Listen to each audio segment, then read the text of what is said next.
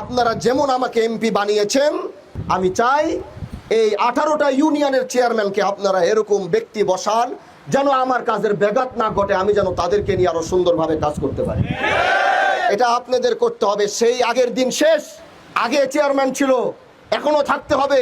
Chairman ধরে রাখবে, রাতের বেলায় এসে টাকা দিয়ে ভোট কিনবে। এগুলো এবার যেহেতু এমপি ইলেকশনও হয় নাই, এগুলো আগামীর উপজেলা মেয়র আর চেয়ারম্যান ইলেকশনও কোনো টাকা লেনদেন কারবারি এসে চলবে না। আপনারা শুধু যোগ্য ব্যক্তি বসান। আমি যেমন হেঁটে চলে আসছি, আমি আপনাদেরকে ভোটের সময় কিছু দিতে পারি নাই। আমি ভোটের সময় দেশের কাউকে 1 পয়সা দেওয়ার মতো সেই টাকা আমার কাছে ছিল না।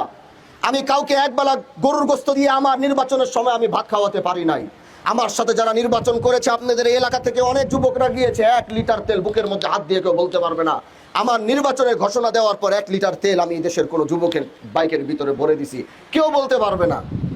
আজকে আপনারা আমার থেকে নেন নাই, কারণ আমি বলেছিলাম আগে নিবেন তাহলে পরে পাবেন না। কথা মনে হয় বুঝেন নাই আপনারা। আগে যদি নিতেন তাহলে পরে ওই টাকাগুলো আগে সরকার জানতো, আমার পকেটে ভর্তি হইতো, কারণ আমার বাপের টাকা তো দিছি আপনারা তখন। আগে যেহেতু টাকা নেন নাই, তার মানে এখন আপনাদের আর কষ্ট করতে হবে না। কারণ আগে যারা টাকা দেয় সে তার টাকাটাকে আগে ভরার চেষ্টা করে। এবার কেউ যদি 20 কোটি খরচ করবে, এলাকার মসজিদ, মাদ্রাসা, টাকা, ঘাট, রাস্তা সব টাকা মেরে আগে নিজের 20 কোটি টাকা বরাদ্দ চেষ্টা করবে নিজের পকেটে। আমি আপনাকে 1 টাকাও দিতে পারি নাই। 5 বছর আপনাদের যত বরাদ্দ আসবে, 1টা পয়সাও কেউ নিতে পারবে না ইনশাআল্লাহ। এখানে বলেছেন মইনুল ভাইকে যেন ঘোষণা দেওয়া হয়। আমি বলবো মইনুল ভাইকে আমি ঘোষণা এখানে দিব না। যদি আপনাদের মনে হয় মইনুল করিমের দাদা এই দেশে 30 বছর চেয়ারম্যান ছিল, যদি আপনার মনে হয় সে যোগ্য, সে আপনার ধান চুরি করবে না, চাল চুরি করবে না, রাস্তার বরাদ্দ টাকা পকেটে ঢুকাবে না, তাহলে আপনারা তাকে ভোট দিবেন। কারণ আমি সেই এমপি হয়েছি। আমি কারো পক্ষে ডাইরেক্ট আমি বলবো না, সেটা আমার দলের লোক হয়, আমার পক্ষে বলা সম্ভব না। আমি তাকে দাঁড় করিয়ে দিব, বিষয়টা এরকম না। জনগণের সামনে সে দাঁড়াবে, জনগণ যদি মনে করবে তাকে চেয়ারম্যান বানানো দরকার, তাহলে তাকে চেয়ারম্যান বানাবে।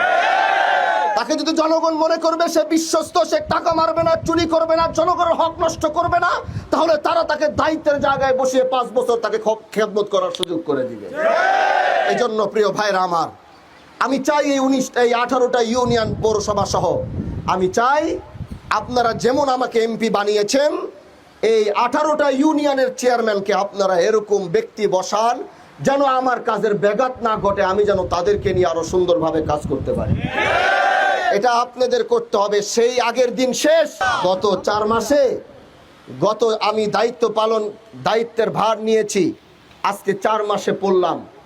এই 4 মাসে কাঁঠালবাড়ি ইউনিয়নের জন্য আমি প্রকল্পের কাঁঠালবাড়ি ইউনিয়নের বিভিন্ন ওয়ার্ডে গুরুত্বপূর্ণ মসজিদ, 60টি মসজিদের জন্য সুপারিশ প্রদান, মানে এখানে 4 মাসে এই কাঁঠালবাড়ির পুরা ইউনিয়নে 30 লক্ষ টাকা মসজিদের জন্য বরাদ্দ দিয়েছি।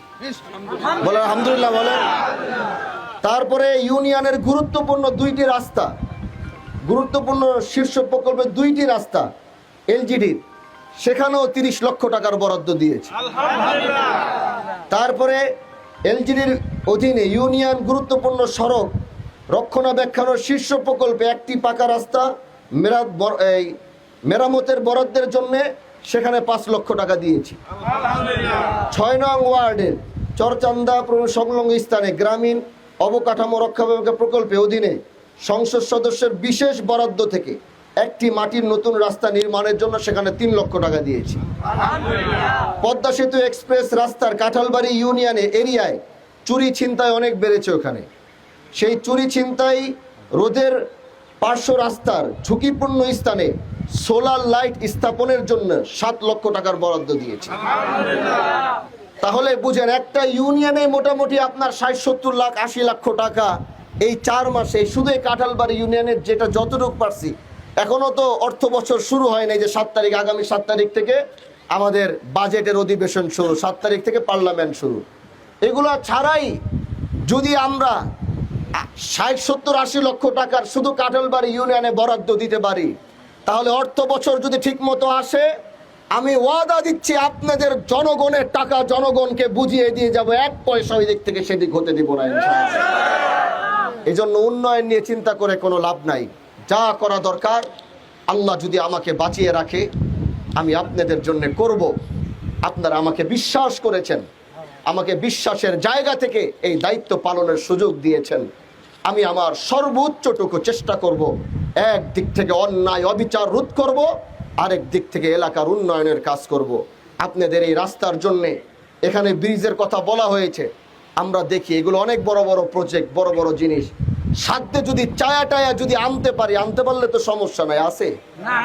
যদি একটা ভালো রাস্তা আনতে পারি বা ভালো কিছু করতে পারি, একটা ব্রিজ যদি টাইনা আনতে পারি, তাহলে তো কোনো সমস্যা নাই। আলহামদুলিল্লাহ, আল্লাহ এরকম এমপি বানিয়েছে। বাংলাদেশের যত এমপি আছে, আমাদের যত মন্ত্রীরা আছে, অন্তত হানজালাকে দেখলে তারা সালাম দিয়ে জিজ্ঞাসা করে, ভাইজান আপনি কেমন আছেন? সবার সাথে ভালো একটা সুসম্পর্ক আছে। তারা হাজী শরীয়তুল্লাহর বংশের সন্তান হিসাবে, এবং তারা আমাকে ভালোবাসে, এদেশের প্রত্যেকটা মানুষ। এজন্য চেষ্টা করব আমার এলাকাকে উন্নয়ন করার জন্যে। যেখান থেকে যা আনতে হয়, যেখান থেকে যাকে বুঝিয়ে আনতে হয়, যাকে শুনিয়ে আনতে হয়, যার থেকে জোর করে আনতে হয়, যেভাবেই হোক এলাকার উন্নয়নের কাজ বন্ধ থাকবে না। আমরা দুইটা কাজ করব। আমরা শুধু উন্নয়ন করব না, উন্নয়নের কাজ সরকারি টাকায় চলতে থাকবে। আরেক দিক থেকে অন্যায় অবিচার মাদক সব কিছু নির্মূল করে গোটা বাংলাদেশের সামনে শিবচর উপজেলাকে একটা রোল মডেল হিসেবে দাঁড় করাবো। পারবো তো ইনশাআল্লাহ? বলেন থাকবেন তো আপনারা সাথে ইনশাআল্লাহ? পাশে থাকবেন তো ইনশাআল্লাহ? এজন্য আজ থেকে কোনো ভয় নাই। আমি দাঁড়িয়ে এখানে ঘোষণা করে যাচ্ছি, কোনো হুমকি ধামকির ভয় শুনলে নাম সহ আমাকে জানাবেন। যারা এলাকায় চাঁদাবাজি করবে, যারা এলাকায় বলা উঁচা করে মাস্তানি করতে চাবে, মানুষকে দাবিয়ে রাখতে চাবে, শুধু আমাকে নাম দিবেন। আমিও দেখতে চাই সে কত বড় বংশের সন্তান, আমিও দেখতে চাই সে কোন মায়ের ঘরের সন্তান।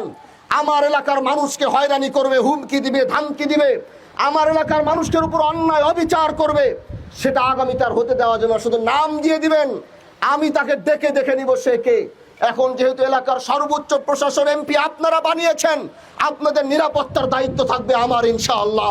আমি আপনাদের নিরাপত্তা দিব, পাশে থাকবেন তো ইনশাআল্লাহ? আপনার স্বপ্নগুলো আকাশ ছুবে প্রবাসীর হেলিকপ্টারের মাধ্যমে। বিয়ে, জন্মদিন অথবা যে কোনো বিশেষ প্রয়োজনে হেলিকপ্টার ভাড়া করতে যোগাযোগ করুন স্ক্রিনে দেয়া নাম্বারে। প্রবাসীর হেলিকপ্টার, নিরাপদ ও সাশ্রয়ী বাহনের বিশ্বস্ত নাম।